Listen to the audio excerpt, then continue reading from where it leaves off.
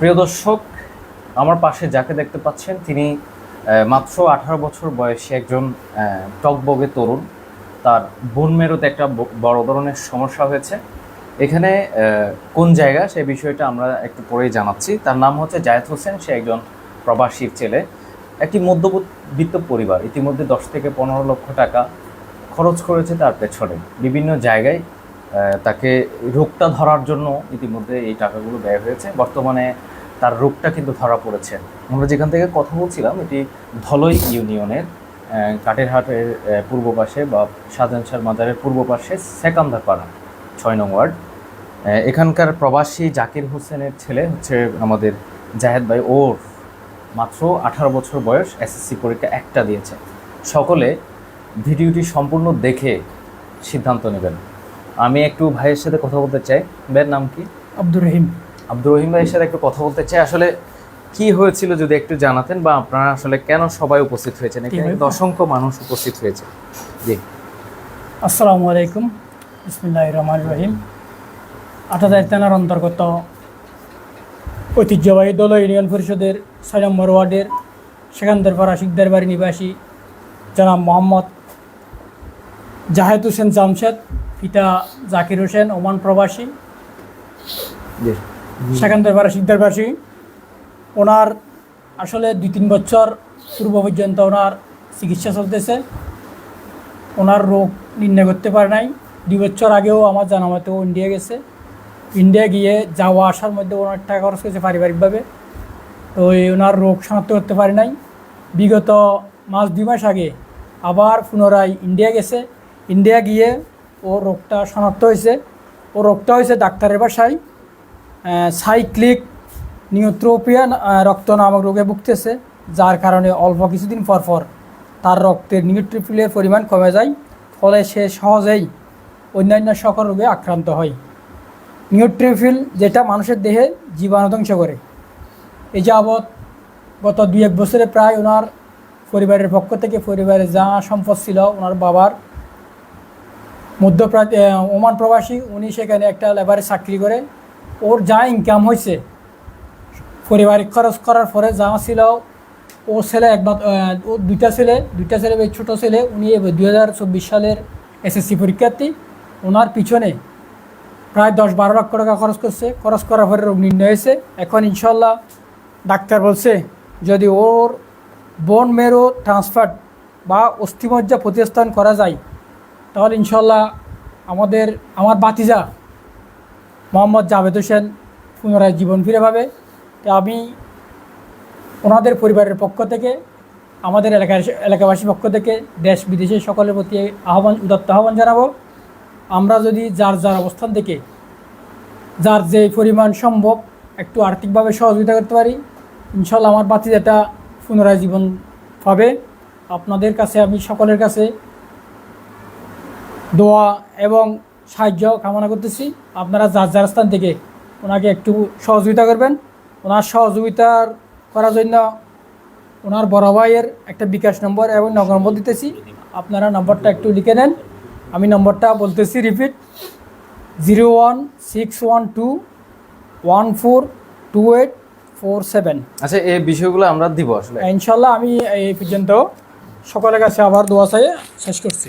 জি, এখানে কিন্তু অসংখ্য ভাইয়েরা উপস্থিত হয়েছেন। তারা কিন্তু কোনো কিছুর জন্য না, একেবারে কম বয়স। আপনারা দেখতে পাচ্ছেন মাত্র 18 বছর বয়স, এবং তার এই বোন মেরুটা ট্রান্সফার করার জন্য তার নিজের ভাই, যদি তার সব কিছু মিলে যায়, তিনি দান করবেন বোন মেরুটি, এবং তার মাধ্যমে আসলে শুধুমাত্র প্রতিস্থাপনের জন্য একজন প্রবাসী তার জীবনের সবটুকু অর্জন কিন্তু বিসর্জন দিয়েছেন এই ছেলের পেছনে। এখন শুধুমাত্র আমাদের দায়িত্ব হচ্ছে বোন মেরুটা ট্রান্সফার করার জন্য যে খরচটা আসলে লাগবে, সেই খরচটা যাতে আমরা সকলে যে যার জায়গা থেকে অন্ততপক্ষে আপনারা একটা শেয়ার দিয়ে হলেও এই বিষয়টি সহযোগিতা করার চেষ্টা করবেন। ভাইয়ের সাথে একটু কথা বলতে চাই। আসলে আপনারা সবাই একত্রিত হয়েছেন, বিষয়টা একটু জানাবেন। আজকে কত টাকার প্রয়োজন হতে পারে একটু জানাবেন আমাদেরকে, এবং কিভাবে সহযোগিতা করতে পারেন। নাহমাদু ওয়া নুসাল্লি ওয়া নুসাল্লিমু আলা হাবিবিল কারীম, আম্মা বাদ। উপস্থিত আমাদের এলাকার সকলের প্রিয়, আসলে বলতে গেলে যে সময়ে আমাদের জামশেদ লেখাপড়ায় ব্যস্ত থাকার কথা, খেলাধুলায় মগ্ন থাকার কথা, ওই বয়সে তার যে জটিল একটা রোগ, আসলে যেটা অপ্রতুল একটা রোগ, ডাক্তাররা সেটা জানিয়েছে। তো এই অবস্থায় আমরা আজকে যারা এখানে উপস্থিত হয়েছি, বিশেষ করে আমাদের সাংবাদিক ভাইয়েরা, আপনারা যারা উপস্থিত হয়েছেন আজকে লাইভের মাধ্যমে, আমাদের দেশের প্রবাসের যে সমস্ত ভাইয়েরা দেখতে পাচ্ছেন, আমি লাইভের মাধ্যমে প্রত্যেককে মোবারকবাদ এবং সালাম জ্ঞাপন করছি। আসসালামু আলাইকুম রহমতুল্লাহি বরকাতুহু। আসলে আমার পূর্বে ভাইয়েরা বলেছেন ওনার কী রূপ এবং ওনার ঠিকানা। আমি এতটুকু বলবো, আল্লাহ রাব্বুল আলামিন কুরআনুল কারীমে ইরশাদ করছেন, তাওয়ানু আলাল বির, তোমরা সৎ কাজ নেক কাজে পরস্পর সাহায্য সহযোগিতা করো। সেই জন্য আমরা রব্বুল আলামিন এই বাণীকে আমরা সামনে মাথায় রেখে আমরা বিভিন্ন আমলে সালে ভালো কাজ করে থাকি। বিশেষ করে আমরা মাহফিল, উরুস শরীফ, বিভিন্ন জিয়াফত, মেজবান আমরা বিশেষ করে আমরা ধরে আমরা করে থাকি। আমি এখান থেকে একটা নুকতা নিয়ে বলবো, যারা অসুস্থ রোগী তাদেরকে সাহায্য সহযোগিতা করাটা আমি হলফ করে বলতে পারি হাদিসে পাকের ভিত্তিতে সেটা হচ্ছে সর্বোচ্চ ফজিলত এবং বরকত মণ্ডিত, সেটা একটা হবে আমল। সুবহানাল্লাহ। তো আমি অনুরোধ জানাবো ল্যাবের মাধ্যমে যারা দেখতে পাচ্ছেন আমাদের প্রবাসী ভাইয়ের, আমাদের এলাকা বলতে সমস্ত জায়গা থেকে যারা এই লাইভের মাধ্যমে আপনারা জানতে পারবেন, আমি আপনাদের কাছে করজোড়ে অনুরোধ জানাবো, আমাদের সামান্য সহযোগিতার অবহেলা অবজ্ঞার কারণে যাতে একটা ছেলের জীবন, একটা ছাত্রীর জীবন যাতে অকালে ঝরে না পড়ে। তো আমি অনুরোধ জানাবো, অনেকের মা বাবা ইন্তেকাল করেছেন, কবরবাসী হয়েছেন, অনেকের অনেক সম্পদ রেখে গেছেন, সেই সম্পদগুলা টাকাগুলো কোথায় বিয়ে করবে।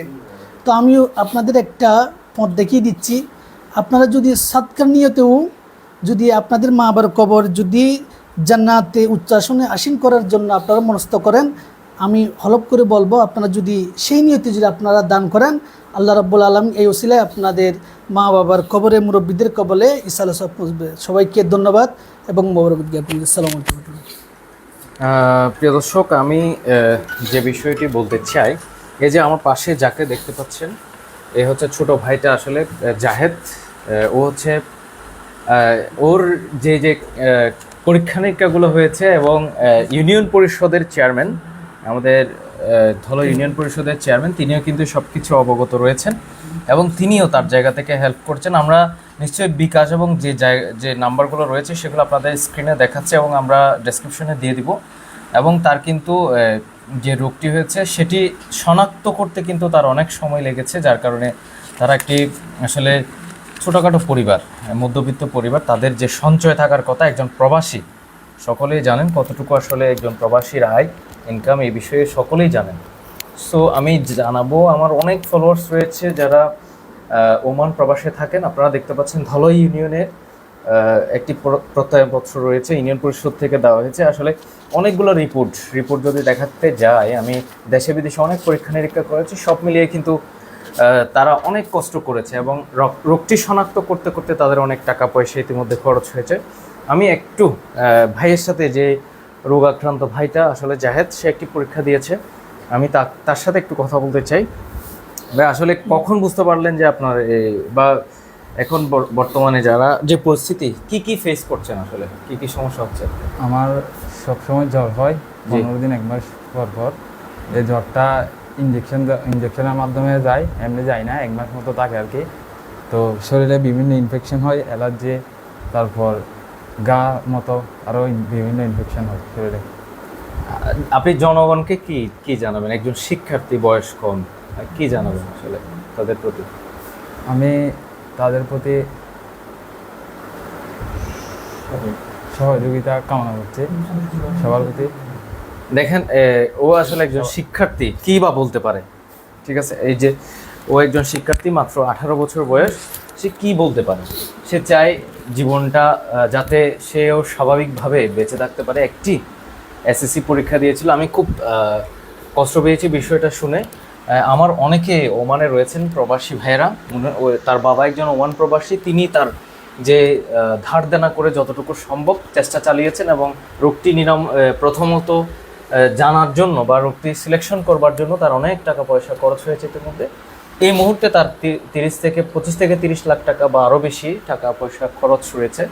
যারা যে জায়গা থেকে পারেন আপনারা সেই অ্যামাউন্টটা যাতে এই ছেলেটির অ্যাকাউন্টে চলে আসে বা সে যেন আবারও আমাদের মাঝে ফিরে আসে, সে বিষয়টা আমি অনুরোধ রাখবো। বিশেষ করে ধলইবাসী, হাটহাজারীবাসী অনেক দানবীর মানুষ রয়েছেন, তারা এই ভিডিওটা যদি দেখে থাকেন চোখে পড়ে, আপনারা নিশ্চয়ই তাদের সাথে সরাসরি যোগাযোগ করবার আমি নাম্বার দিয়ে দেবো। আপনারা সরাসরি যোগাযোগ করে অথবা চেয়ারম্যানের সাথে কথা বলে আপনারা সরাসরি এখানে আসবেন এবং আমি স্ক্রিনের নাম্বারটা দিয়ে দেবো।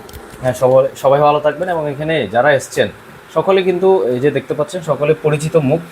শুধুমাত্র একটা ছোট ছেলে, তার বয়স কম, সে যেন আল্লাহর রহমতে আবারও আমাদের মাঝে ফিরে আসতে পারে। তার রোগটি আসলে ধরা পড়েছে এবং তার ভাই নিজে প্রস্তুত তাকে বোন মেরু ট্রান্সফার করবার জন্য।